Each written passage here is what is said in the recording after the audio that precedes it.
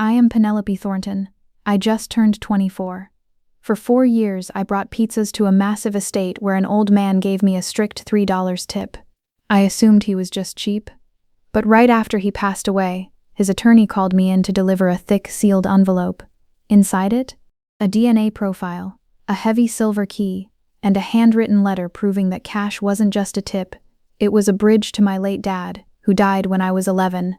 A man this rich stranger clearly cherished. That silver key dragged me straight into a room packed with hostile relatives who wanted me out. They mocked my uniform. They called me a total fraud. They plotted to erase me like they erased my father 30 years ago. They messed with the wrong girl. Before I take you inside that room, if family stories like this one speak to you, take a second to like and subscribe, but only if this actually resonates. And tell me in the comments, where are you right now and what time is it? I shoved the pizza into the worn thermal bag, the zipper fighting me the whole way. It was a cold Sunday evening in November. I threw the bag into the passenger seat of my beat-up Toyota and cranked the ignition. The heater barely worked, blowing weak, dusty air over my frozen knuckles. I was 18, living above Ruby's laundromat, where the smell of cheap detergent was baked into my clothes. My rent was $550.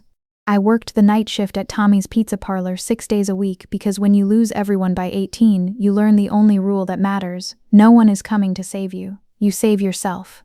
I navigated the dark, winding roads toward Tokens, Measure Units address Cardinal had never delivered out this far. The town of Greenfield faded away, replaced by thick, towering trees and private gates. My grip tightened on the steering wheel as a memory pushed its way into the quiet car. My dad, Oliver. He was a carpenter. I remembered his hands, calloused, rough, stained with dark wood polish, but always so gentle when he tied my shoes. A terrible lung disease took him when I was 11. I had to watch him fade, day by day, breath by breath.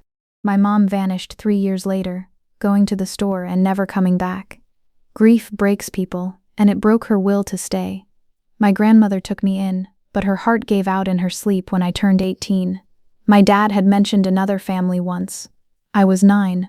He was staring out the window at the rain, his voice heavy. "There are people who share my blood, Penny," he had muttered. "But blood doesn't make a door open when it's been locked from the inside." I pulled up to the address and put the car in park. My breath hitched. This wasn't a house. It was an estate. 4 stories of pale stone, massive white columns, and a lawn so flawless it looked fake in the headlights. The air up here felt different. Thinner, colder. I grabbed the bag and marched up the wide stone steps, expecting a butler or a security guard. I rang the bell. The heavy oak door clicked and slowly swung open. An old man stood there. He had thin shoulders, stark white hair, and reading glasses dangling from a cord over a worn, faded sweater. He didn't look at the pizza. He looked right at my face. His eyes locked onto mine, searching, scanning, as if he had been waiting for me specifically. "Sausage?" he said. His voice was raspy, quiet. "Yes, sir, $22. He slowly pulled a 20 and a 5 from his pocket and pressed them into my hand. "Keep the rest." $3. On a $22 order, from a man living behind a 4-car garage. Back at the shop, my coworker Declan laughed at me while he wiped down the counters. "Old man Aldridge, he owns half the downtown real estate, tips like he's paying in pennies." I ignored him and clocked out. But the next Sunday, the ticket printed again, same address, same order. My manager Rita tore it off and handed it to me. "He wants the girl from last week," she said, shrugging. "His money." So I went, and I went the Sunday after that. Every single week, Milton Aldridge opened that heavy oak door himself. He never sent a nurse or a maid. He would hand me the cash, our fingers brushing for just a second, and then he would pause. "How has your week been?" he would ask, his eyes carefully watching my expression. Or, "Are you eating enough, sweetheart?" Nobody asked me those questions. Not my landlord, not my boss. For 4 years, roughly 200 deliveries, through July heat waves and blinding snowstorms, he was the only person who bothered to learn my name. One evening, I showed up with a nasty red burn on my left wrist from the pizza oven. Before I even opened the bag, Milton pointed at it. His jaw tightened. "Put ice on that the second you get home," he ordered, his voice suddenly thick with worry. He handed me the money. He started talking a little more after that. He mentioned small things. A river where a boy used to fish. a wood shop that smelled exactly like pine. I thought he was just an old man losing himself in memories. I didn't know he was talking about my father. Then came the Sunday the routine broke. I walked up the stone steps, carrying the familiar box. I rang the bell. The door swung open sharply. It wasn't Milton. A man in his 60s stood there. He wore a pressed dress shirt and a heavy, expensive watch. The air around him felt instantly hostile. His jaw was locked tight. He stared down at me with a look of pure disgust, as if I tracked mud onto his pristine porch. He didn't speak. He just reached out, snatched the hot pizza box right out of my hands, and slammed the door in my face. The sound echoed in the cold air. No tip, no words, just a heavy, violent click of the deadbolt. I stood there on the porch for a long time, my heart pounding against my ribs. My empty hands were shaking. Something was terribly wrong. The next Sunday, no order came, or the Sunday after. I called the house from the shop. The line rang and rang until it disconnected. Finally, I asked Rita. She stopped wiping the counter and looked at me, her eyes softening. "Honey, I heard the old man at East Harbor passed last week. I'm sorry." I nodded slowly, walked into the cramped back break room and shut the door. I sat on an overturned milk crate and stared at the dirty tile floor for 15 minutes. My chest ached. It surprised me, this sudden heavy grief. I told myself I hadn't earned the right to cry over a man I only knew through a doorway. But Milton Aldridge had asked me how I was doing 200 times, and now nobody ever would again. 4 days later, the silence in my apartment was broken. The heat from the laundromat dryers below was humming through the floorboards, making the cheap linoleum sweat. I was sitting on the edge of my mattress, staring at a stack of overdue bills, when my phone buzzed against the nightstand. An unknown number. Usually I let those ring. When you grow up with nothing, an unknown number rarely brings a gift. I picked it up. "Hello? Miss Thornton." The voice on the other end was dry, raspy, and carried a weight of absolute authority. "My name is Harrison Finch. I am an attorney. Mr. Aldridge left something for you. I need you to come to my office." He didn't ask if I wanted to come. He didn't offer condolences. He just hung up. Harrison Finch's office sat above an old, failing hardware store on Broad Street. The brass nameplate on the door was so tarnished I could barely make out the letters. I climbed the narrow wooden stairs, my cheap work sneakers squeaking against the floorboards. I was still wearing my uniform. There was a faint smudge of tomato sauce dried under my thumbnail. I tried to scratch it away, suddenly hyper-aware of how rough and stained my hands were. I didn't belong in a lawyer's office. I belonged in the kitchen, folding cardboard. I pushed the heavy glass door open. The room smelled of old paper, bitter coffee, and lemon furniture polish. Harrison stood up from behind a massive oak desk. He was in his early 70s, with salt and pepper hair and a wool vest that hung a little loose on his frame. But his eyes were sharp, piercing. They were the eyes of a man who had spent 40 years reading the fine print people desperately tried to hide. He didn't speak right away. He just stood there, gripping the edge of his desk, staring at my face. He studied my jawline, the shape of my nose, the way I held my shoulders defensively near my ears. The silence stretched, thick and uncomfortable. "Please sit down, Miss Thornton," he finally said, his voice softer than it had been on the phone. I sank into a rigid leather chair. I kept my coat on. Harrison opened his desk drawer and pulled out a single, thick envelope. The paper was heavy, a pale cream color. He placed his hand flat over it for a second, as if guarding it, before sliding it slowly across the polished wood toward me. On the front, written in careful, shaky black ink, were the words, "For the girl at the door." "M.A. open it," Harrison instructed quietly. My hands didn't shake. I pride myself on that. I broke the wax seal with my thumbnail and tipped the envelope upside down. 3 things slid out onto the desk. The first was a heavy silver key. It was cold to the touch, stamped with the numbers 8825. The second was a small piece of Milton's personal stationery. There were only 5 words written on it. The ink pressed so hard into the paper it left physical grooves. "I'm sorry, you have his eyes." I stared at the note, my heart executing a slow, heavy thump against my ribs. I looked up at Harrison, the air in the room suddenly feeling very thin. "His eyes?" I asked, my voice barely above a whisper. "Whose eyes?" Harrison folded his hands together on the desk. He didn't blink. "Your father's. Oliver Aldridge." The room didn't spin. There was no dramatic gasp. Instead, a cold, numbing sensation started at the base of my neck and spread slowly down my spine. I looked back down at the third item on the desk. It was a single sheet of paper with a certified laboratory seal at the top. I forced my eyes to read the bold black text. Grand paternal relationship analysis. Probability of relationship, 99.99%. I just sat there. I was holding a piece of paper that proved the old man who gave me $3 every Sunday for 4 years was my grandfather. The man I thought was just a lonely stranger was my blood. How? The words scraped out of my throat. I stared at the embossed seal on the paper. How did he get my DNA? I never took a test. I've never been to a hospital. Harrison leaned back in his chair, his expression hardening into something grim and serious. Milton hired a private investigator 5 years ago. He had to. He knew Griffin, his oldest son, the man who slammed the door in your face, monitored his every move.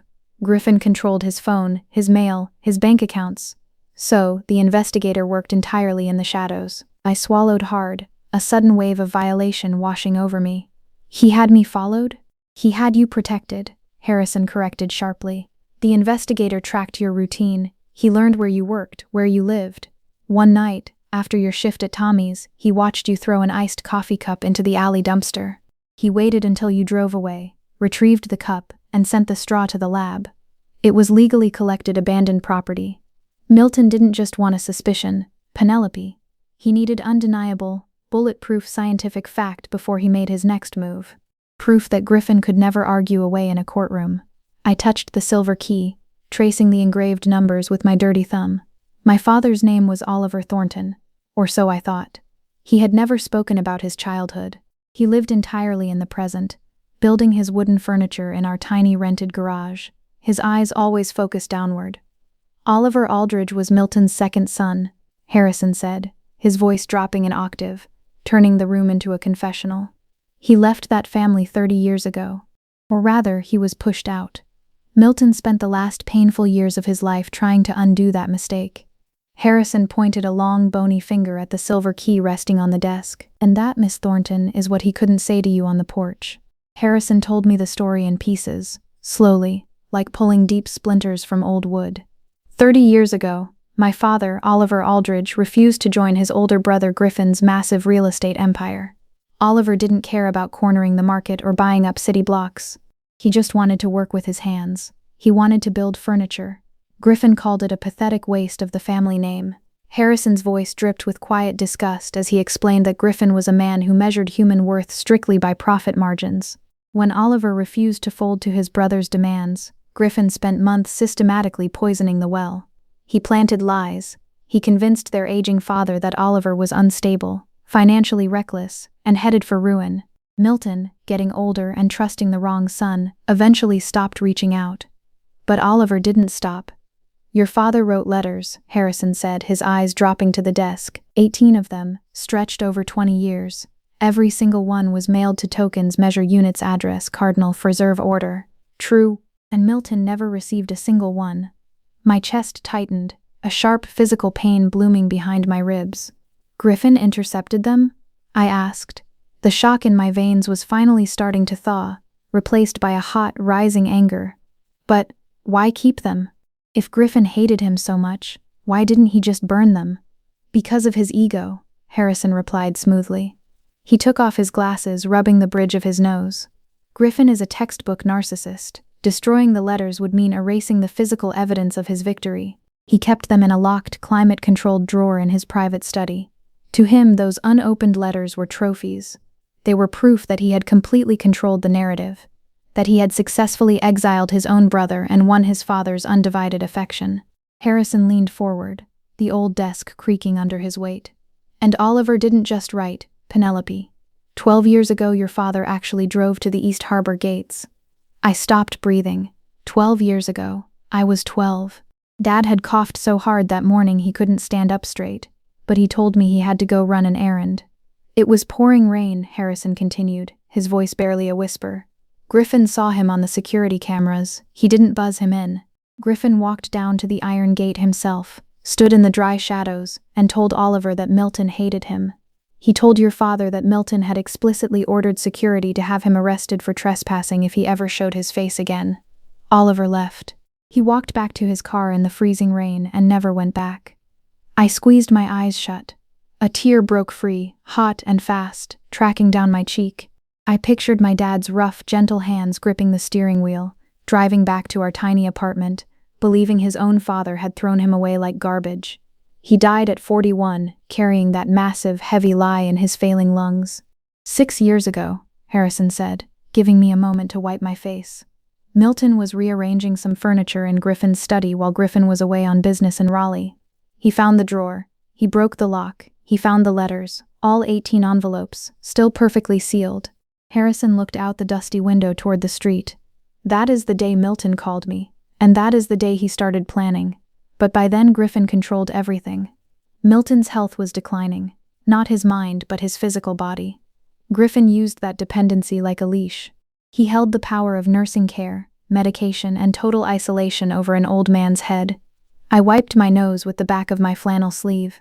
The pieces were locking together, but one didn't fit. If Griffin controlled everything, how did I get there every Sunday? Griffin opened the door that last time. He knew I delivered pizza. A sad, deeply respectful smile touched Harrison's lips. Milton created a hostage situation.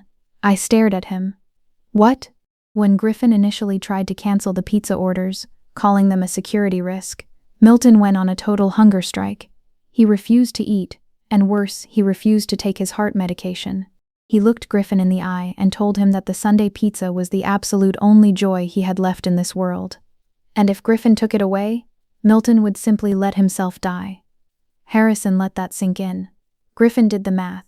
It was easier to let a harmless teenage delivery girl drop off a cardboard box once a week than deal with the massive medical and legal fallout of his wealthy father dying from intentional neglect under his own roof. Griffin thought it was just a senile old man's weird quirk. He never once suspected that the girl at the door was the blood he had tried to erase. My grandfather weaponized his own life just to look at me for 3 minutes a week. Milton has a second will, Harrison said, his tone shifting back to sharp, legal precision. It completely supersedes the one Griffin knows about. But for me to execute it properly, for any of this to matter, you need to be present at the reading, Thursday morning, 11 o'clock. I pressed the silver key into the palm of my hand until the metal teeth left deep, white marks in my skin. What if I don't go? Then Griffin inherits everything. The estate, the money, the companies, and the truth about your father stays buried forever. I thought about Oliver Thornton, my dad. If I walked away now, his story ended exactly the way Griffin wrote it. He would forever be the failure who vanished. Thursday at 11, I said, my voice steadying. Harrison nodded slowly. And Penelope, wear whatever you want. You do not owe those people a costume.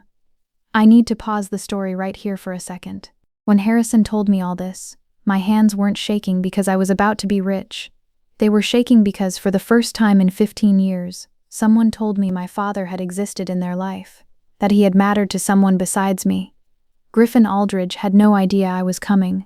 Harrison suggested I visit the estate the day before the formal reading to sign some preliminary paperwork and see the specific property listed in the will. I didn't want to go, but Harrison insisted it would establish my presence before the ambush. So, I drove out to East Harbor Way in my 12-year-old Toyota. The muffler rattled loudly as I passed the massive iron gates. I parked on the pristine circular driveway, the oil leaking from my engine staining the perfect gray cobblestones. I was wearing my usual outfit, faded jeans, a threadbare flannel shirt, and the same squeaky work sneakers I wore to make pizzas. I didn't dress up. I wasn't going to pretend to be someone I wasn't. The house looked exactly the same. Massive white columns, the sweeping green lawn. Except this time there was no gentle old man waiting for me. I walked up the stone steps and rang the bell. The door opened, and there stood Griffin. He was wearing a perfectly tailored suit, a thick-necked man with heavy gold cufflinks that caught the cold afternoon light. He looked at me for 2 solid seconds before recognition hit him like a physical blow. "You're the delivery girl," he said, his voice flat, devoid of any warmth. I planted my feet. "I'm here about Mr. Aldridge's estate." He almost laughed, a short, cruel sound. "The estate? Sweetheart, I think you've got the wrong house. Harrison Finch asked me to come." The laugh died instantly. Harrison's name landed between us like a heavy stone dropped into still water. Griffin's eyes narrowed, his posture stiffening. He knew exactly what Harrison meant. "I don't know what kind of game Harrison told you to play," Griffin said, his voice dropping to a dangerous low hum. "But there is nothing here for you. This is a private family matter." "I understand," I replied smoothly. "Then you understand you should turn around and leave." I didn't move an inch. I stood my ground on that massive stone porch, feeling the heavy, invisible weight of my father's memory anchoring me down. "I was asked to be here. I'll be here." Griffin stepped out onto the porch, pulling the heavy oak door almost entirely shut behind him. He invaded my space, towering over me. "Listen to me very carefully," he hissed, his breath smelling of expensive scotch and mint. "If you show up tomorrow making ridiculous claims on my father's estate, my attorney will file fraud and extortion charges by Monday morning. And I know Tommy Romano. I know your boss. One phone call from me, and you won't be delivering pizzas anymore. You won't be doing anything in this town." Before I could answer, the front door cracked open behind him. A woman appeared in the narrow gap. She looked to be in her late 50s, with perfectly styled brunette hair and glittering diamond earrings. She had the rigid, practiced posture of a woman who had spent decades looking down her nose at people. She looked me up and down, taking in my messy ponytail, my faded flannel, the scuff marks on my shoes. "Griffin," she said, her voice dripping with absolute condescension, just loud enough for me to hear. "Please tell me this is a joke." That was Victoria Aldridge. And no, she clearly wasn't joking. Victoria disappeared back inside, pulling the door with her, but I could hear her sharp, clipped voice echoing in the foyer, complaining to someone on the phone about the trash on the porch. Griffin stayed outside. He crossed his arms over his chest, adopting the casual, relaxed posture of a man entirely accustomed to making people feel small. "I'll be blunt," he said, staring down at me. "My father was 85 years old. His mind wasn't what it used to be. He was confused. And people, young people especially, they see a confused old man in a big house, and they see an opening. They see a payday." I stared right back into his cold, dark eyes. "I didn't come here for an opening." "Then what the hell did you come here for?" I let the silence hang for a second. "Did you know my father?" Griffin went totally still. For a fraction of a second, the mask slipped. I saw the absolute terrifying silence of a predator calculating a sudden, unexpected threat. Then, seamlessly, the arrogant mask slid right back into place. "I don't have a brother," he stated flatly. He used the present tense. Not, "I had a brother who passed away." Not even, "We lost touch." Just, "I don't have a brother." As if Oliver Aldridge had never even taken a breath on this earth. I reached into my jacket pocket and closed my fingers around the cold silver key. "You can threaten my job," I said, my voice eerily, unnaturally calm. "You can threaten a massive lawsuit, but you're the one who should be worried about what comes out of that reading room tomorrow. Not me." I didn't plan to say it. It just came out. But I watched the words hit him. I saw his jaw tighten so hard I thought his teeth might crack. I saw his large hand instinctively move toward the brass door handle, as if he suddenly needed something solid to hold onto. "Tomorrow at 11, I said, stepping backward off the porch. "I'll be there." I turned and walked back to my leaking Toyota. I didn't look back once, but I could feel his heavy, dark eyes burning into my spine the entire way down that long, perfect driveway. My hands didn't start shaking until I was miles past the iron gates. Thursday morning, 10:45 a.m., the sky over Greenfield was a flat, bruised gray. I stood on the sidewalk outside Harrison Finch's office, staring up at the tarnished brass nameplate. I was wearing my cleanest flannel, the one without any faded pizza sauce stains, and my hair was pulled back into a tight, neat knot. I took a deep breath, the cold air burning my lungs, and pushed the heavy glass door open. I climbed the squeaky wooden stairs. When I walked into the office, Harrison was already waiting. He had a pot of coffee sitting on a small side table. 2 ceramic mugs were poured and ready. One was black, and one was stirred with a heavy splash of cream. He remembered exactly how I took it from our very first meeting. It was such a tiny, insignificant thing, but it made my chest tighten. For so long, I had been completely invisible. Now a high-powered attorney was remembering my coffee order. "Sit down, Penelope," Harrison said quietly, closing the blinds to the street below. The room sank into heavy shadows. "Before they get here, there are 2 things you need to see. Things you need to understand so you are fully prepared for the war that is about to walk through that door." He walked behind his massive desk, opened a thick leather binder, and slid a high-resolution photograph across the wood. I leaned in. It was a picture of a stack of envelopes, 18 of them. They were cream-colored, hand-addressed, each one stamped and heavily postmarked. But every single one of them was sealed shut. Not a single envelope had been torn open. "Oliver sent these to your grandfather over the course of 20 years, Harrison said, his voice lowering into a gravelly whisper. Every single one was intercepted before Milton could ever see the mail. I picked up the photograph. My hands felt numb. I zoomed in on the top envelope. I knew that handwriting. It was the exact same slanted, careful print my father used when he wrote my name on my cheap birthday cards. It was him, reaching out, again and again. "Milton found them 6 years ago," Harrison explained, watching my face carefully. "He found them shoved in the back of a locked drawer in Griffin's study. He called me that exact same afternoon. It was the day everything shattered for him." Did he read them?" I asked, my voice cracking slightly. "Every single word," Harrison said softly. "Then he carefully sealed them back up and put them somewhere Griffin would never, ever think to look." Harrison tapped a finger on the leather binder.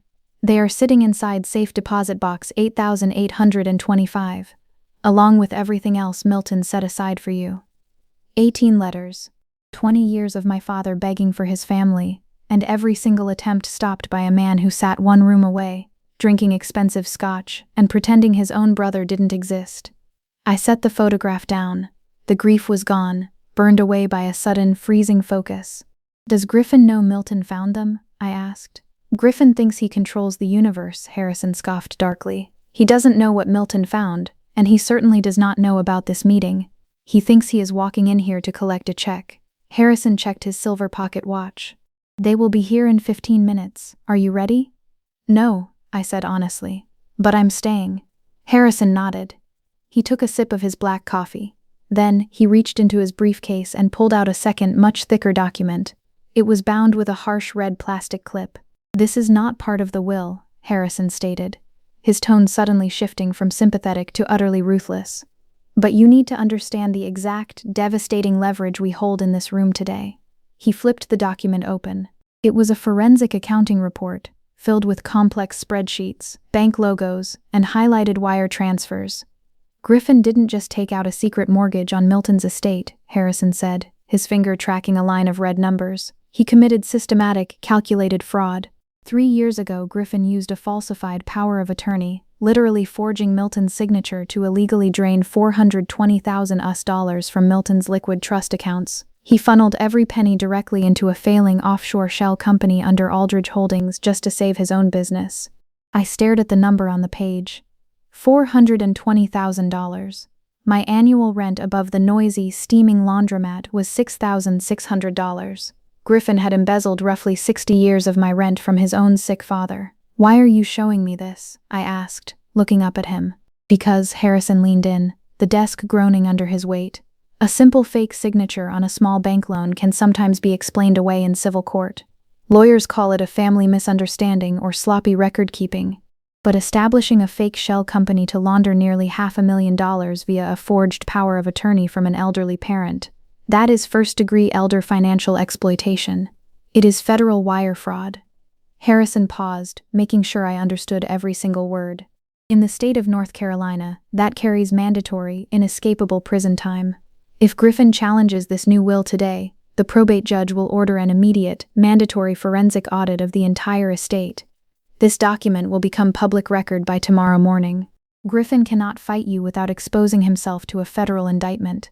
Harrison wasn't just Milton's lawyer, he was his weapon." I pushed the thick document back across the desk. The paper felt dirty to touch. "I'm not here to destroy anyone, Mr. Finch. I don't care about his companies. I just want what Milton left me, nothing more." "I know," Harrison said, offering a sad, grim smile. "But Griffin does not operate that way. Griffin does not retreat, he escalates. He will try to crush you, and when he does, you need to know the ground you are standing on is made of dynamite." Before I could answer, a heavy sound drifted up through the floorboards. Outside, down on the street, expensive car doors were slamming shut. 1, 2, 3. Harrison straightened his vest and adjusted his glasses. His eyes went entirely cold. "They're here." Heavy footsteps echoed on the wooden stairs outside the office. The sound was synchronized, like an advancing army. I wrapped my hand around the silver key inside my flannel pocket. The metal was warm now, heated by my own nervous blood. I followed Harrison out of his private office and down the narrow hallway into the conference room. The room was suffocatingly small. It held a long, scarred oak table, 8 heavy leather chairs, and one dusty window overlooking Broad Street. Harrison's paralegal had set out a pitcher of ice water, a stack of blank paper, and a heavy brass notary stamp. The air felt stale, trapped. Griffin walked in first. He wore a dark navy suit that looked like it cost more than my car. His presence immediately sucked the oxygen out of the room. Close behind him was Victoria, wrapped in a silk blouse and a cashmere coat, her emerald earrings catching the weak fluorescent light. She moved with that same rigid, practiced elegance, looking around the worn office as if the dust off the baseboards might infect her. Behind them sauntered Bennett Aldridge. He was 29, built like a former college linebacker who had gone soft around the edges from years of expensive dinners. He was actively scrolling on his phone, treating the reading of his grandfather's will like a mildly annoying line at the DMV. 2 more people filed in quietly behind the family. A sharp-eyed woman with a sleek laptop, the family's chief accountant, Harper Mercer, and a man Harrison introduced briefly as David Rollins, a state-certified notary public. Then, I stepped through the doorway. Bennett looked up from his glowing screen.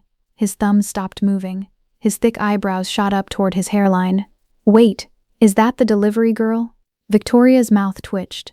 It was the tiniest, cruelest flicker of a smile. Griffin didn't smile. He turned his heavy dark gaze to Harrison. The vein at his temple was already pulsing against his skin. "Harrison, what is this? Who authorized this person to be in the room?" Harrison calmly pulled out a heavy wooden chair at the far end of the table and sat down. He arranged his files with agonizing slowness. "Milton did." "Please sit down, Griffin." No one moved. The tension in the room thickened into something you could choke on. I walked to the only empty chair left, right across from Bennett, and sat. The wooden legs scraped loudly against the floorboards. I folded my hands on top of the polished table. My knuckles were red. There was a shiny raised burn scar on my left wrist from the pizza oven. My nails were cut blunt and short. Right across from me, Victoria's perfect glossy manicure rested delicately on the table edge. I was cheap flannel in a room full of bespoke wool. I was squeaky rubber soles on a hardwood floor. Every single person at that table, down to the accountant, knew exactly how much I didn't belong there. Except Harrison, and except the dead man who had ordered me into this chair. Harrison opened his battered leather briefcase. He pulled out a thick, cream-colored envelope, heavily sealed with deep red wax. He placed it flat on the center of the table. He adjusted his glasses, his face completely devoid of emotion. "We are here for the reading of the last will and testament of Milton James Aldridge, deceased," Harrison began, his voice dry and steady. "Present are Griffin Aldridge, Victoria Aldridge, Bennett Aldridge, Harper Mercer, representing the family's financial records, and David Rollins, serving as notary public." Harrison lifted his eyes, looking directly at Griffin. "Also present is Penelope Thornton, at the express, written, legally binding request of the deceased." Griffin's jaw flexed so hard I could hear his teeth grind.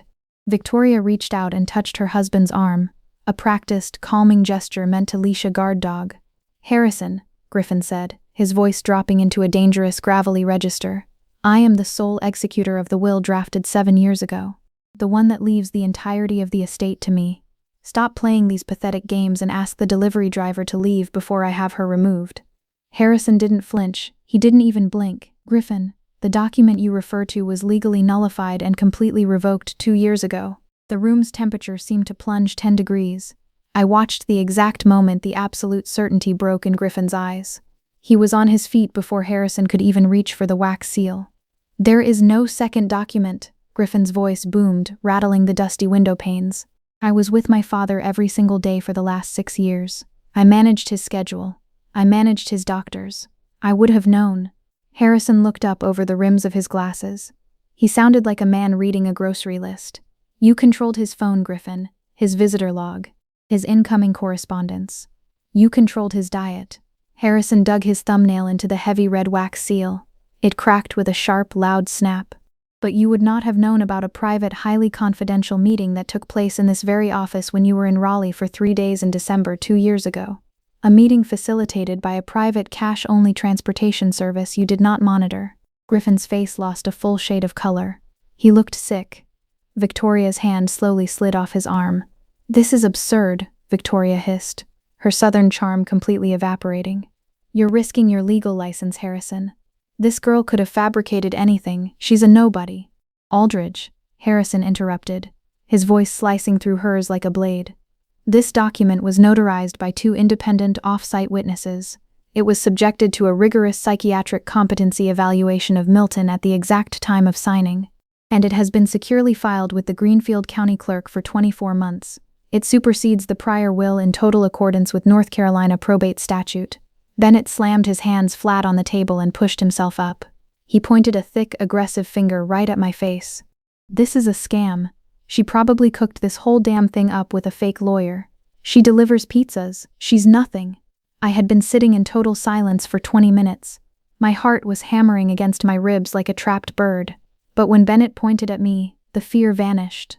The cold, hard survival instinct I had built over 15 years of being alone snapped into place. I looked up at Bennett.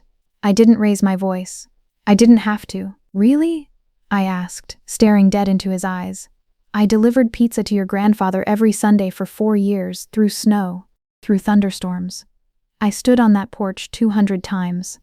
I leaned forward, keeping my eyes locked on his. He knew my name, Bennett. He knew exactly how I took my coffee. He noticed when I burned my wrist at work, and he told me to put ice on it. I let the silence hang for a heavy, suffocating second. "Did you even know his favorite pizza topping?" Bennett opened his mouth to yell, but absolutely nothing came out. At the end of the table, Harper Mercer's fingers slowly stopped typing on her laptop. She looked at me, her eyes wide, realizing the terrifying depth of what was happening. David Rollins, the notary, picked up his metal pen and clicked it. The sound was deafening. Griffin slowly lowered himself back into his leather chair. He looked like a man who had just realized he was standing on a landmine. "Read it," Griffin whispered hoarsely, staring at the cracked wax seal. "Let's see what kind of fantasy my father dreamed up." Before Harrison could read a single word, Victoria stood up. She didn't rush. She walked around the massive oak table slowly, her high heels clicking against the hardwood with deliberate, measured strikes. She stopped exactly 2 feet from my chair, invading my personal space. The scent of her perfume washed over me, heavy, floral, and aggressively expensive. But underneath it, the air felt cold. "Let me explain something to you, sweetheart," Victoria said. The word sweetheart landed like a slap wearing lipstick. I didn't lean back. When you work the late-night delivery shift, you learn how to read a threat. You learn how to stand your ground when a drunk customer screams in your face over a cold pizza, or when someone tries to grab the box without paying. You build a thick armor. I stared straight at her, keeping my breathing perfectly even. "Milton was 85 years old," Victoria continued, her voice lowering into a soothing, venomous purr. "Toward the end, he couldn't even remember where he put his reading glasses. And people like you, people who carry cheap food to other people's doors for a living. You see a confused, fragile old man in a big house, and you see a payday." She tilted her head. Her eyes swept over my faded flannel, my messy hair, the burn scar on my wrist. Her expression shifted into something almost resembling pity. "Your father was a failure who walked away from this family because he simply couldn't cut it," she said smoothly. "He lived in cheap rentals, he worked with his dirty hands, and he died with absolutely nothing. And now his daughter shows up with a manila envelope and a pathetic sob story." She smiled, a tight, terrifyingly polite smile. "Honey, that's not an inheritance, that's a hustle." Bennett nodded from the wall, crossing his arms in agreement. Griffin watched me like a hawk, waiting for me to break. Harper Mercer, the accountant, stared rigidly at her laptop screen as if it were the most fascinating spreadsheet she had ever seen, desperate to pretend she wasn't in the room. I sat perfectly still, the silver key pressed hard into my thigh through the fabric of my pocket. I thought about my dad. I remembered the harsh smell of sawdust and cheap wood glue. I remembered the way he would cough into his elbow so I wouldn't see the blood on the tissue. This was what he had faced. This exact tone. This exact, suffocating arrogance. They had looked at a kind, gentle man and decided he was worthless because his hands were calloused. They had erased him once. Now they were trying to erase me. I looked up at Victoria's glittering diamond earrings, and then I met her eyes. "Are you done?" I asked quietly. Her tight smile faltered. Just a fraction of an inch, but I saw it. Excuse me? I asked if you're done, I repeated, my voice devoid of any emotion. Because the lawyer isn't. For a half-second, absolute shock rippled across her face. It was the unsettling realization that the poor delivery girl wasn't crying. I wasn't intimidated. I was just waiting for her to get out of my way. Harrison cleared his throat. The sound was like a gavel striking wood. If there are no further interruptions, he said, adjusting his glasses, I will proceed. Victoria's jaw tightened. She spun on her heel and marched back to her chair, her posture rigid with fury. Harrison placed the thick document flat on the table, smoothed the edges with his hands, and began to read. His voice was clinical, cutting through the heavy tension in the room. I, Milton James Aldridge, being of sound mind and acting of my own free will, do hereby revoke all prior wills and codicils. Griffin closed his eyes. The muscle in his jaw jumped. The estate is to be divided into 3 primary parts, Harrison read. First, the property located at Tokens Measure Units Address Cardinal Integer 38 Oak Street. A 2-bedroom cottage with a detached woodshop is left entirely to my granddaughter Penelope Thornton, along with the contents of safe deposit box number 8825 at Citizens Bank of Greenfield. My heart gave a heavy thump. A woodshop? He had left me the house where my father grew up. Second, Harrison continued, an education trust in the amount of $150,000 is to be established immediately in Penelope Thornton's name, specifically designated for vocational or academic training. Bennett let out a sharp, mocking breath, but Harrison didn't pause. Third, all remaining liquid assets, stocks, and bonds are to be liquidated and directed entirely into a new charitable education fund. Harrison looked up from the paper, staring directly at Griffin. The fund shall be named the Oliver Aldridge Memorial Scholarship. The room went dead silent. Griffin's son was named Bennett, but Milton had taken his vast fortune and permanently named his legacy after the son Griffin had erased. It was a final, undeniable act of love from beyond the grave.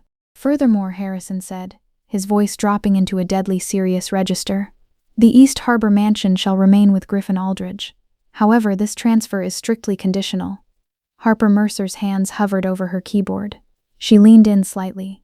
Griffin Aldridge is legally required to repay the sum of $420,000, which he illegally extracted via a falsified power of attorney from Milton's primary trusts. This repayment must be made within 18 months. Failure to repay the stolen funds will trigger an immediate, forced liquidation of the East Harbor estate to cover the debt. Harper Mercer's typing stopped completely. She slowly pulled her hands away from the laptop and placed them in her lap. She looked at Griffin, her eyes wide with professional terror. Then she looked down at the table. She was an accountant. She knew exactly what falsified power of attorney meant. Harrison set the will down. He reached into his folder and placed one more item on the center of the table. It was the laboratory certificate with the embossed seal. This is an independent DNA analysis, Harrison stated clearly for the notary, showing a 99.99% probability of grand-paternal relationship between Milton Aldridge and Penelope Thornton. The biological samples were collected covertly, but legally, by a licensed private investigator under the direct authorization of Mr. Aldridge himself. Griffin shoved his heavy leather chair back so hard it slammed into the wall. He stood up, his face flushed dark red, his chest heaving. My father did not write this, Griffin bellowed, pointing a shaking finger at Harrison. You manipulated a sick, dying old man into signing a piece of paper he didn't understand. Griffin. Harrison's voice wasn't loud, but it carried the absolute, crushing authority of a man holding a loaded gun. Griffin froze, his breath rattling in the quiet room. Harrison opened a separate, slim black folder. He didn't rush. He moved with the precise, deliberate calm of a surgeon holding a scalpel. He reached inside and laid out a series of glossy photographs across the polished oak table, lining them up one by one. Each photo showed a single, cream-colored envelope. The edges were worn, the stamps were old, but it was the handwriting that made my breath catch in my throat. I knew those slanted, careful letters. I had tracing paper with that exact handwriting packed away in a shoebox under my bed. These are the letters Oliver sent to Milton, Harrison said. The silence in the room was so absolute I could hear the faint hum of the fluorescent lights overhead. Harrison pointed a finger at the top photo. 18 envelopes, 20 years of postmarks. Every single one was mailed to the East Harbor address. And Milton found them locked in a climate-controlled drawer in your private study, Griffin. Unopened. Griffin stared at the photos. The vein in his forehead throbbed. He looked like a man desperately trying to wake up from a nightmare. You kept them as a sick trophy for 2 decades, Harrison finished softly. At the end of the table, Harper Mercer physically pushed her chair back an inch. She slowly, deliberately reached out and closed her laptop. It was a small movement, but the meaning was deafening. She was a licensed accountant. She knew exactly what wire fraud and intercepted mail looked like, and she was building a wall between herself and the man sinking the ship. David Rollins, the notary, quietly set his metal pen down and folded his hands. Victoria stepped forward, her voice shrill, desperate to maintain control. Those could be completely fabricated. Anyone can fake a letter. The postmarks have been independently verified by USPS federal records, Harrison replied without raising his voice. He didn't even look at her. The handwriting matches Oliver's signature on his state-issued birth certificate, his tax returns, and his driver's license. Griffin sat completely motionless. His massive hand gripped the leather armrest of his chair, his knuckles turning stark white. He opened his mouth, but for the first time since I had walked into the room, he had absolutely no answer. The lie was dead. I didn't plan what I said next. I didn't script it in my head. I just looked at the man who had stolen my father's life, and the words poured out of me. My dad died when I was 11, I said. My voice didn't break. I refused to let it. The cold, heavy armor I wore to survive every day locked into place. He died struggling to breathe. He died believing his own father had abandoned him. Griffin's dark eyes slowly lifted to meet mine. He spent 20 years writing those letters, I continued, pointing a rough, scarred finger at the photographs. And he never got a single answer. He didn't know they were sitting in your desk drawer. He died completely alone, thinking no one in this family wanted him. You turned him away in the freezing rain 12 years ago, Griffin. You let him die broken. For one microscopic second, something flickered across Griffin's face. It might have been guilt. It might have been the sudden, horrifying realization of his own cruelty reflecting back at him. Then it was gone, buried under 30 years of pure arrogance. But Bennett couldn't handle it. Bennett pushed off the wall with a violent shove. He came toward me fast, his face flushing a deep, angry red. He was massive, built like a wall, moving with the aggressive entitlement of a man who had never been told no in his life. The sudden movement was so aggressive that David Rollins shot up from his chair in alarm. "This is complete crap," Bennett shouted, his voice cracking at the edges. He stopped barely 3 feet from me, towering over my chair. "You're a con artist. You're not taking a single thing from this family." I stood up. I didn't stand up because I was scared of him.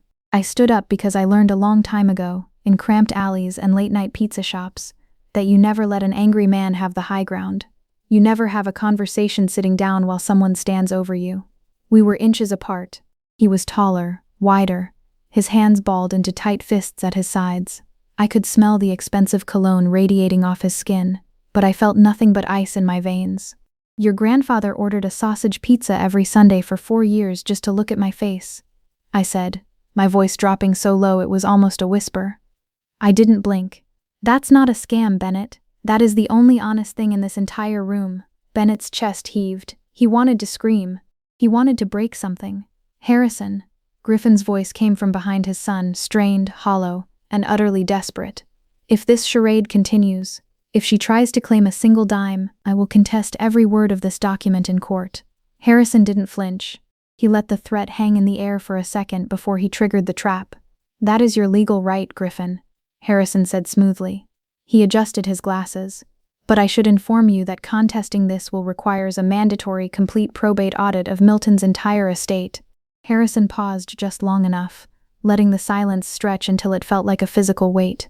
"Including," Harrison added, "a federal review of the forged power of attorney you used to launder $420,000 into your offshore shell company. The absolute second you file a contestation, Griffin, I will hand the forensic accounting report directly to the FBI." The room stopped breathing. I watched the words hit Griffin. I watched the slow, terrible math calculate behind his eyes. If he fought me for the estate, the audit would expose the wire fraud. In North Carolina, elder financial abuse over $100,000 was a federal felony with no statute of limitations. He couldn't fight me without sending himself to federal prison. It was checkmate. Bennett looked back at his father, his fists still clenched, waiting for the signal to keep fighting, waiting for Griffin to tear the lawyer apart. The signal never came. "Sit down, Bennett," Griffin whispered. The power was completely drained from his voice. He looked hollowed out. Bennett stared at him, confused, then slowly backed away and sank into a chair. Harper Mercer opened her laptop again, but this time her fingers flew across the keys, likely drafting her immediate resignation. Harrison looked at me. "Shall we proceed to signatures, Miss Thornton?" I sat back down. I picked up the heavy black pen. I signed the dense legal documents in steady dark ink, the exact same color my grandfather had used on my envelope. Beside me, David Rollins notarized each page with a heavy metallic thump. The sound echoed off the walls like a judge's gavel ending a very long sentence. When the last page was stamped, I put the pen down. I turned to Harrison. "I am accepting the Oak Street house, the education trust, and the safe deposit box," I said clearly. "That is what Milton wanted me to have. I am not making any additional claims on this estate." Harrison nodded respectfully. Then I looked across the table at Griffin. He was sitting completely still, staring blankly at the wall behind my head. He looked 10 years older than he had when I walked in. "I'm not going to sue you," I told him, the words tasting like ash in my mouth. "I'm not going to call the police about those stolen letters. Whatever you did, whatever you are, that is between you and whatever you tell yourself when your huge house is quiet." Victoria shifted uncomfortably in her chair. Bennett's jaw was clamped so tight I could see the muscle twitching under his skin.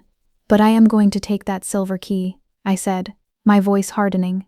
"I am going to walk into Citizens Bank, open that metal box, and I am going to read every single letter my father wrote to a man who loved him but couldn't reach him." I held Griffin's blank, defeated gaze.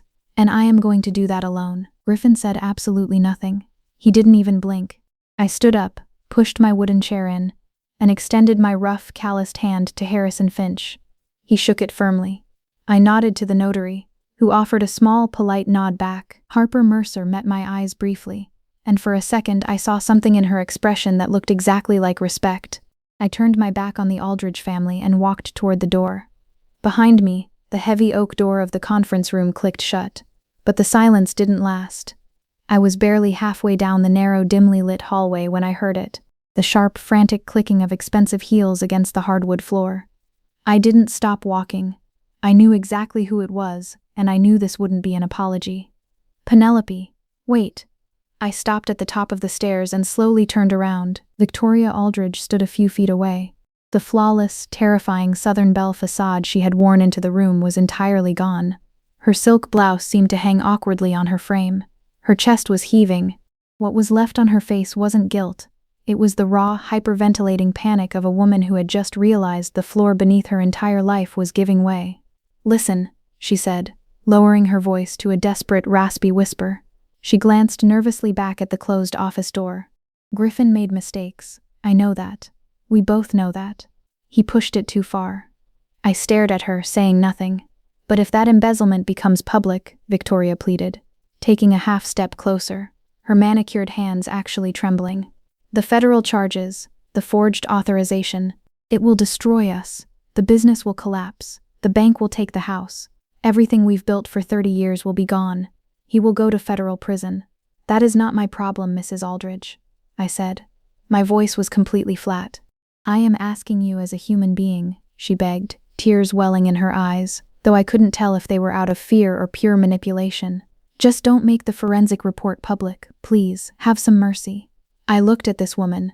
10 minutes ago she had stood in a room full of people and called my dead father a pathetic failure. She had smiled while she called me a hustle. She had tried to scrape me off her shoe. 5 minutes ago, I kept my voice terrifyingly level. "You told a room full of professionals that my father walked away because he couldn't cut it. You called me a con artist in front of a state notary." She opened her mouth, but no sound came out. She looked physically ill. "Here is what I will tell you," I said, stepping closer, forcing her to look me in the eye. "I'm not making anything public, but that is not because you asked me to. It is because my grandfather wouldn't have wanted his family name dragged through federal court. He didn't leave me that envelope to punish you. He left it so I would know where I came from." I turned my back on her and gripped the wooden handrail. "You don't get to insult my family," I threw over my shoulder, my voice echoing in the stairwell, "and then ask my family for a favor. That is not how this works." I walked down the stairs and pushed through the heavy glass door into the blinding sunlight of Broad Street. The cold air hit my face, and for the first time in an hour I took a full, deep breath. My rattling Toyota was still parked at the meter. A bright yellow parking ticket was tucked neatly under the windshield wiper. I pulled the ticket out, looked at the $25 fine, and I laughed. It was the first time I had laughed in weeks. A real, breathless laugh that shook my shoulders. I unlocked my car and drove to the bank. 3 weeks passed. Then 4. The dominoes fell exactly the way Harrison Finch said they would. Griffin did not contest the will.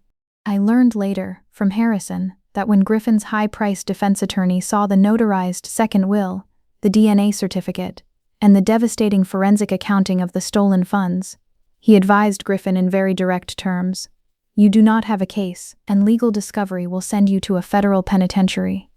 The attorney quietly withdrew his representation the very next day. Then the bank launched its own internal inquiry. When Citizens Bank reviewed the missing $420,000 from Milton's primary trust, they ran a signature verification. They found exactly what Harrison already knew. The power of attorney authorization didn't match Milton's known signatures. Griffin was given exactly 120 days to repay the stolen money in full, or face immediate criminal referral to the FBI. 8 weeks after the reading, a massive for sale sign went up outside the iron gates of Token's mansion sold in 5 months. Griffin and Victoria quietly packed up their shattered empire and moved to Charlotte. They told the few country club friends they had left that they were just looking for a fresh start. Bennett lost his meal ticket overnight. For the first time in his 29 years of life, the trust fund dried up. He had to format a resume. He had to apply for a job. I don't know if he found one. I didn't care to ask. The community in Greenfield is small enough that rumors travel on foot. Within a month, people who had known the Aldridge name for decades started asking questions. A few of the older residents remembered Oliver, the quiet, gentle carpenter who had married a girl from the West Side and vanished without a trace. The town started to fill in the blanks that Griffin and Victoria had spent 30 years trying to erase. I didn't chase any of this. I didn't make a single vindictive phone call. I didn't post anything online. The truth is a heavy thing. It doesn't need a marketing team. It just needs one person willing to stand perfectly still when someone tries to shove them out of the room. I drove to Citizens Bank on a quiet Thursday morning. The silver key was warm in my palm by the time I reached the teller window. A clerk led me downstairs, past 2 heavy steel gates, and into the silent, climate-controlled vault. The air down there smelled like old paper and copper. Box 8825 was near the bottom row, small and entirely unassuming. I slid the key into the lock. It turned with a heavy mechanical click that I felt reverberate all the way into my chest. I pulled the long metal drawer out and carried it to a private viewing room. I sat down at a small metal table and opened the lid. Inside there were 5 things. The first was a stack of 18 letters from Oliver to Milton. I picked up the top one. The cream-colored envelope was soft from age. I opened it carefully, terrified the paper might crumble in my rough hands. Inside was my father's handwriting, the same slanted print from my birthday cards. I traced the ink with my finger. In it, he was telling his father that he was about to have a daughter, that he was naming her Penelope, that he desperately hoped Milton would come to the hospital to see her. Milton never came, because Milton never knew. Tears finally spilled over my eyelashes, dropping silently onto the metal table. Next was a stack of 26 letters from Milton to Oliver. They were completely unsealed, never sent. I read them, my heart breaking with every page. Milton wrote about his crushing guilt, about trusting Griffin for far too long. He wrote about the terrible day he found the hidden letters in Griffin's study and couldn't stop his hands from shaking. And he wrote about watching a teenage girl with Oliver's eyes deliver pizza to his porch every Sunday, and the agonizing pain of not being allowed to say a single word to her. Underneath the letters was a heavy family photo album. Several of the thick pages had been violently torn, the photographs ripped out, most likely by Griffin in a fit of rage years ago. But Milton had found the torn pieces. He had taped them back into the album with careful, overlapping strips of Scotch tape, like a dying man desperately trying to repair a family he knew he had broken. There was a heavy legal property deed for Token's measure units, address, Cardinal 38 Oak Street, and preserve order true finally. At the very bottom of the cold metal box there was one last envelope. It was smaller, separated from the rest. Written on the front, in Milton's shaky, failing handwriting, was one word: Penelope. I didn't open it. Not yet. I sat on the cold metal bench in that silent vault for 50 minutes, surrounded by the ghosts of my family. I read every single letter between my father and grandfather. My dad's voice came through the old paper, steady, hopeful, asking for absolutely nothing except to be remembered. When I finally walked out of the vault, my eyes red and my hands clutching the canvas bag holding the documents, the clerk stopped me. "Are you all right, miss?" he asked gently. I wiped my cheek with the back of my flannel sleeve. "Yeah," I whispered. "I was just meeting my family." The house at Tokens was smaller than I expected, but it was exactly what I needed. It sat at the end of a quiet tree-lined road. The grass in the front yard was knee-high, and the white paint on the siding was peeling in long strips. A bird had built a messy nest inside the casing of the front porch light, but the bones of the house were solid. I unlocked the front door and pushed it open. The air inside was stale, smelling faintly of dust and old pine, but it didn't feel dead. It felt like a room that had simply been waiting. The furniture was still there. Simple, beautifully well-made pieces.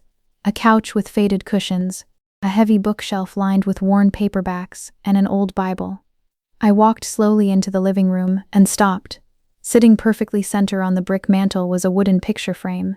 It had hand-carved, beveled edges. I picked it up and turned it over. Burned into the wood on the back were the initials, OA. It was the exact same design as the frame holding the only photo I had of my dad in my apartment. He had learned to make these right here, in this house, with his father. I set the frame down gently and walked out the back door, stepping into the overgrown yard. At the edge of the property stood a detached, weathered workshop. The door was unlocked. I pushed it open, dust motes dancing in the shafts of sunlight cutting through the dirty windows. The smell of sawdust and old motor oil hit me instantly, a scent so deeply tied to my childhood that my breath caught. Heavy steel tools hung neatly on pegboard walls, a handsaw, a set of chisels, a heavy wood planer, and there, sitting perfectly in the center of the massive wooden workbench, was a half-finished birdhouse. The wood was sanded smooth, the small entry hole perfectly measured, but the roof had never been attached. It looked like someone had simply stepped out for lunch and never come back. I stood in the silence of the shop for a very long time, running my calloused fingers over the smooth wood of the unfinished roof. This was the exact spot where Oliver became the man who raised me.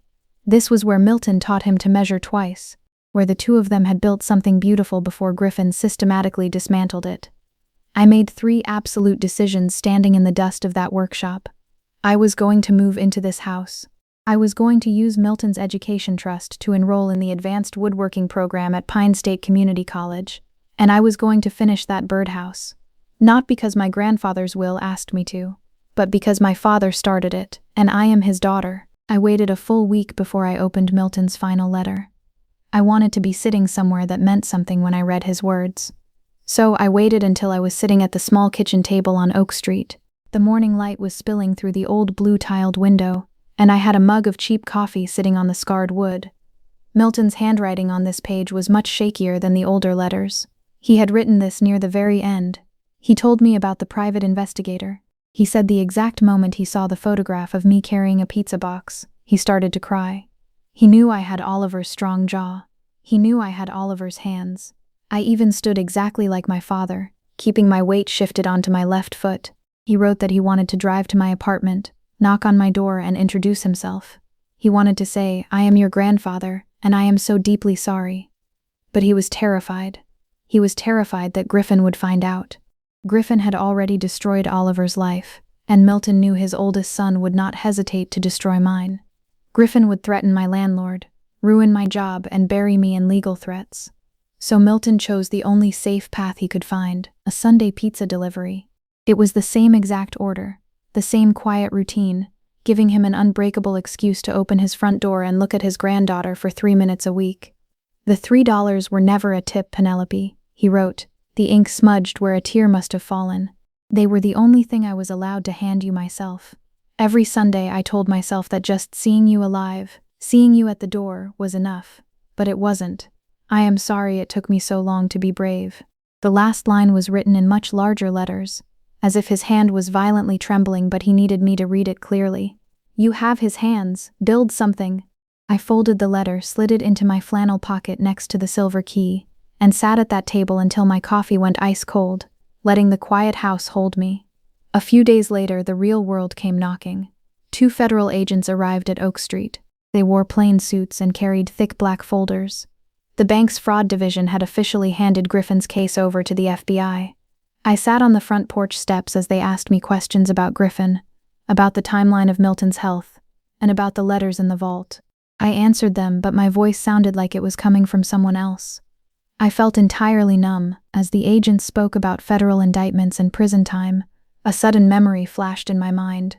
I was 11 again, standing in our freezing apartment. I remembered watching my dad grip the edge of the sink, coughing so hard his knees buckled, hiding the bloody tissue in his fist so I wouldn't be scared. He died believing he was worthless. "Miss Thornton," one of the agents asked gently, closing his notepad. "Are you going to be all right?" I looked at him. The Aldridge Empire was burning to the ground. Griffin was losing his house, his companies, and his freedom. But sitting there, I realized I didn't care. The anger had burned out, leaving nothing but cold ash. I felt a strange, heavy detachment. Griffin's collapse wouldn't bring my father back. "I'm fine," I told the agent flatly. "I have work to do."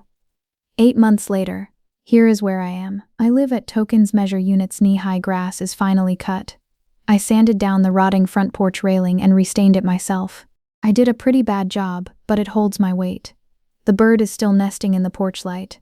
I decided to leave it there. I enrolled in the advanced woodworking program at Pine State Community College. It turns out I have a natural feel for it. During my first week, the instructor watched me level a piece of oak and said I worked the wood like someone who grew up around it.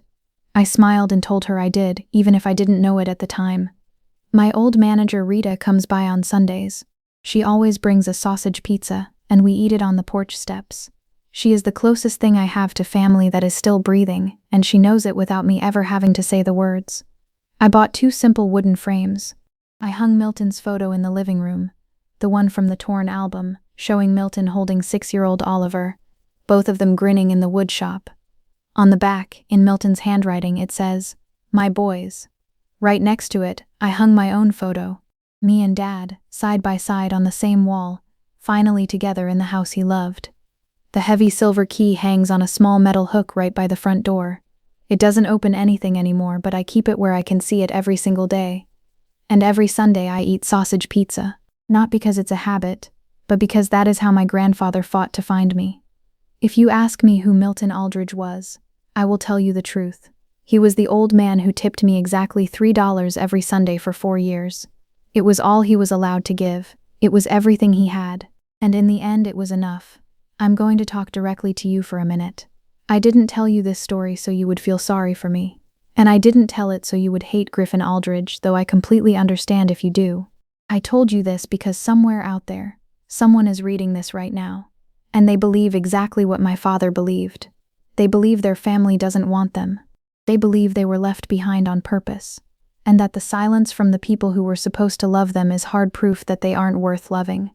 I believed that lie for 15 years. And then I opened an envelope from a dead man and found out the silence was manufactured. My grandfather desperately wanted me. He just couldn't reach me. That doesn't fix everything.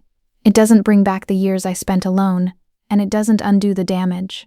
But it tells me something I needed to hear, and maybe you need to hear it too. Your absence from someone's life doesn't always mean they chose it. The boundary I learned through all of this is simple. You do not need the approval of the people who rejected you. You do not need their permission to know your own worth. You just need the truth, and then you decide what you are going to build with it. Griffin spent 30 years controlling a fake story. Victoria spent 30 years decorating it. But when the actual truth finally walked into that room wearing squeaky sneakers and a cheap flannel shirt, all it took was one piece of paper to bring their whole empire down. The truth is incredibly patient. It just waits for you at the door. Thank you for staying until the end. I have one question for you. If you could write a letter to someone you lost, someone who left before you had a chance to say everything you needed to say, what would you write? Type it in the comments, even if it's just one sentence, even if it's just their name. I will read it. And if this story hit you in a place you didn't expect, share it with someone who needs to hear it. You'll know who.